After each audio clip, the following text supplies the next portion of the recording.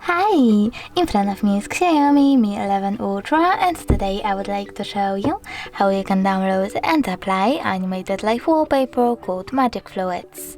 First of all, go into Play Store, click on the search bar and type in Magic Fluids. Then install this free app from this developer and open it. Finally, click on those three lines at the bottom right corner, choose Settings and tap on I accept. Here you can adjust wallpaper settings however you wish to, and when you're ready, click at the top right corner and bottom one again.